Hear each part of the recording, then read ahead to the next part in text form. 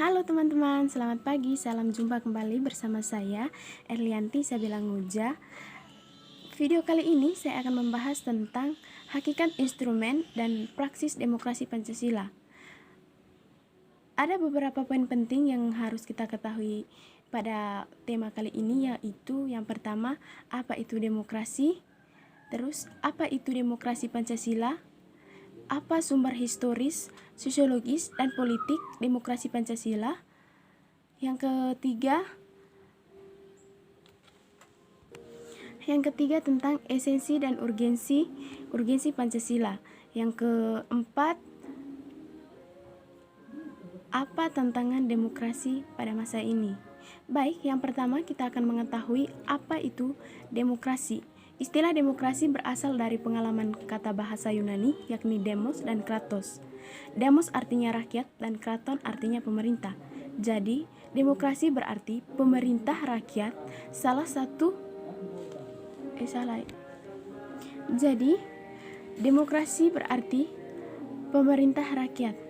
Salah satu pendapat terkenal dikemukakan oleh Abraham Lincoln di tahun 1863 yang mengatakan bahwa demokrasi adalah pemerintah rakyat, dari rakyat, oleh rakyat, dan untuk rakyat, atau government of the people, by the people, and for the people.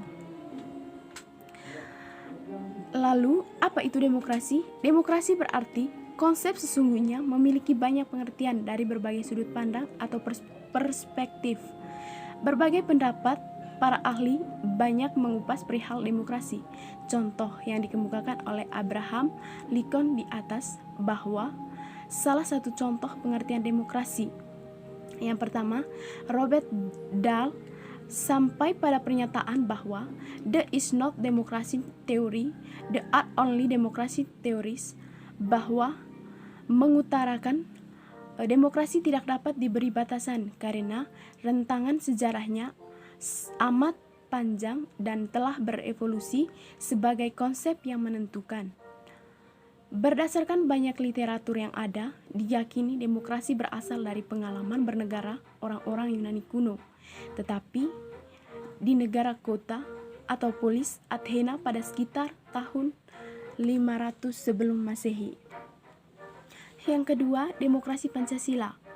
Di Indonesia, sistem demokrasi mulai semarak lagi sejak era Orde Baru pada tahun 1966 karena di masa pemerintah Soekarno masyarakat Indonesia dilibatkan secara langsung dalam menentukan pemimpin negara melalui pemilihan umum yang bersifat luber, langsung, umum, bebas, dan rahasia.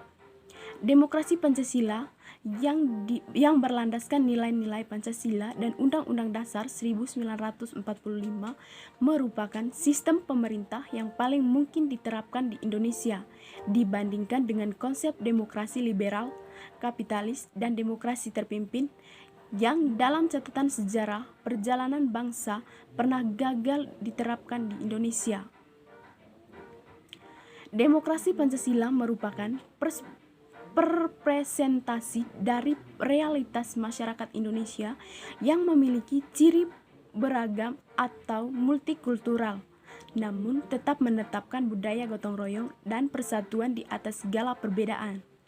Penerapan konsep musyawarah untuk mencapai suatu mufakat yang selama ini kita kenal masyarakat juga merupakan bukti bahwa demokrasi Pancasila bertujuan untuk mengutamakan keselarasan, keseimbangan, dan keselamatan bangsa di atas kepentingan pribadi maupun golongan.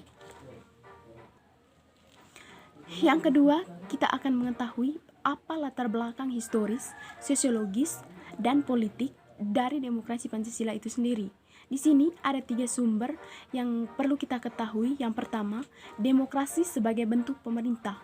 Makna demokrasi sebagai suatu bentuk pemerintah merupakan pengertian awal yang dikemukakan para ahli dan tokoh sejarah, misalnya Plato dan Aristoteles.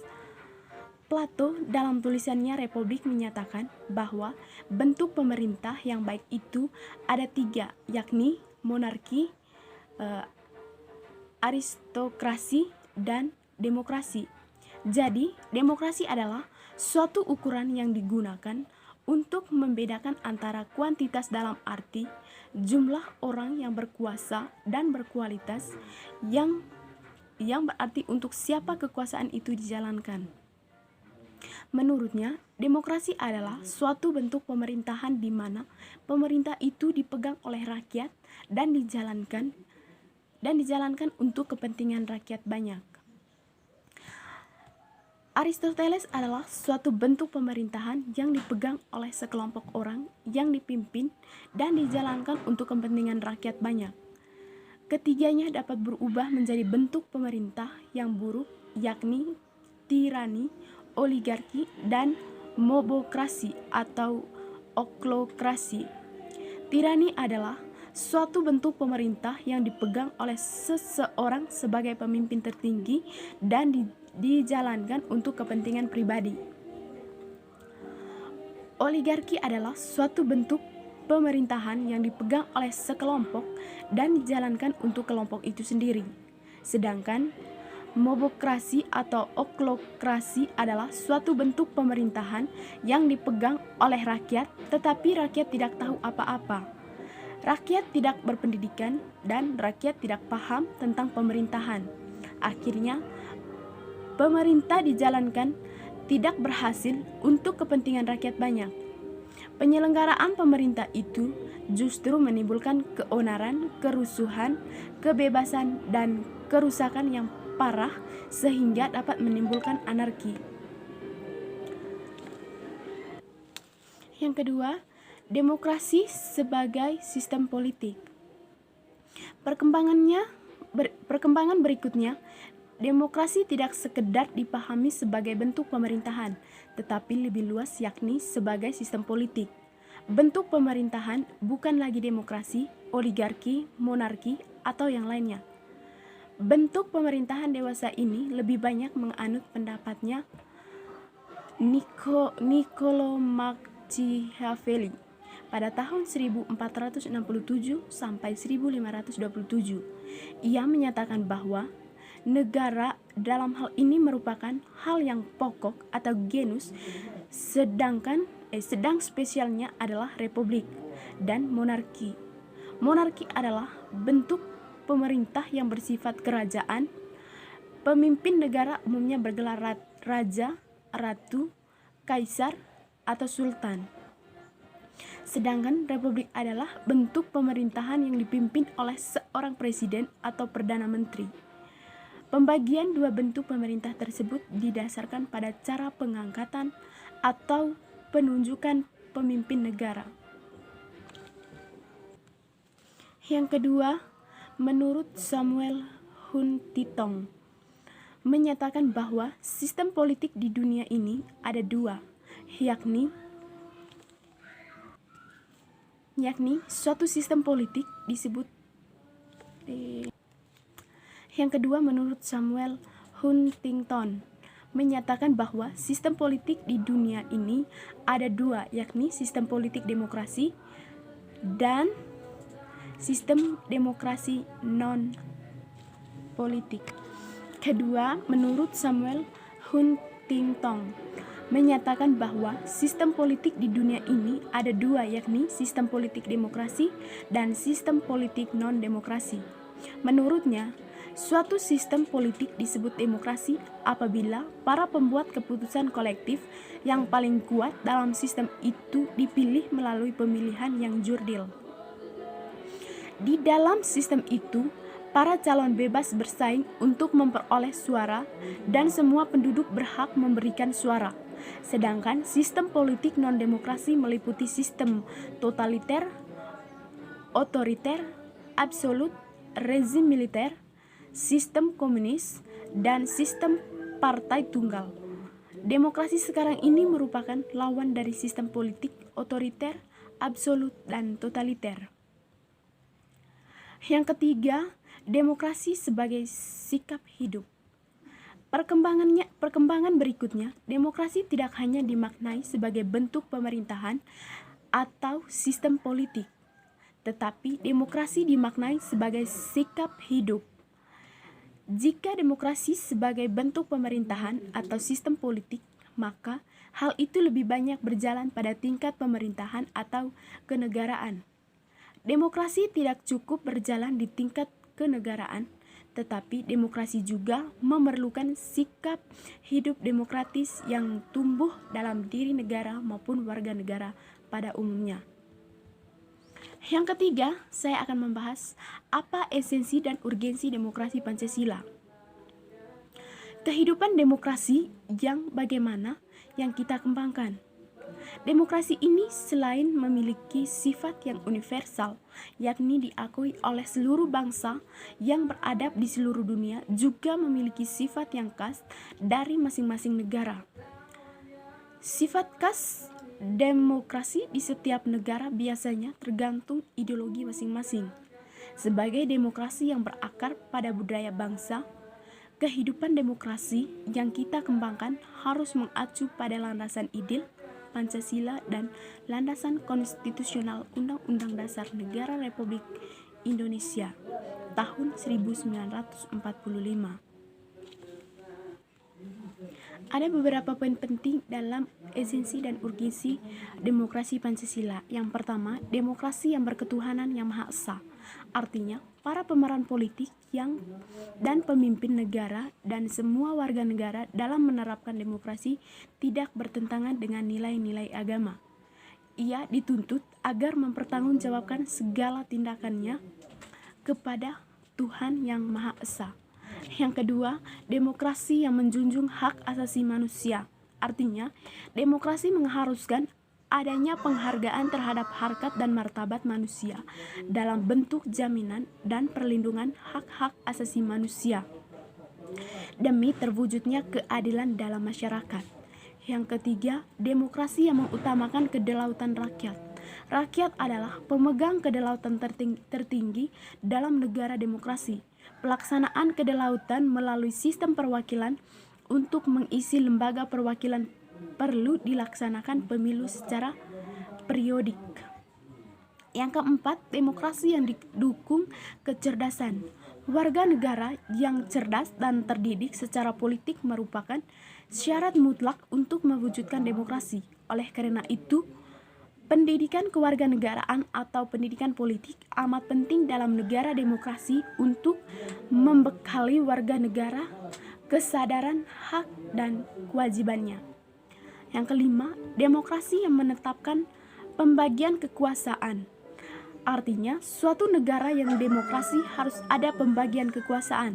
Hal ini untuk menghindari terjadinya pemusatan kekuasaan kepada satu orang dan memberikan kesempatan kepada lembaga lain untuk melakukan pengawasan dan meminta pertanggungjawaban jalannya pemerintahan. Yang keenam, demokrasi yang menerapkan konsep negara hukum. Hukum melandasi pelaksanaan demokrasi. Untuk mengembangkan kebebasan yang demokratis tidak bisa dengan meninggalkan hukum. Tanpa hukum, kebebasan akan mengarah perbuatan yang anarkis. Yang ketujuh, demokrasi yang menjamin otonomi daerah. Artinya, pelaksanaan demokrasi harus tetap menjamin tegaknya persatuan dan kesatuan bangsa dengan dilaksanakan otonomi daerah yang semakin nyata dan bertanggung jawab, mengindikasikan paham demokrasi juga semakin berkembang. Yang kedelapan, demokrasi yang berkeadilan sosial. Artinya, pelaksanaan demokrasi diarahkan untuk mewujudkan kesejahteraan bagi seluruh rakyat Indonesia. Demokrasi bukan hanya politik saja, melainkan juga demokrasi sosial dan ekonomi. Yang kesembilan, demokrasi dengan kesejahteraan rakyat.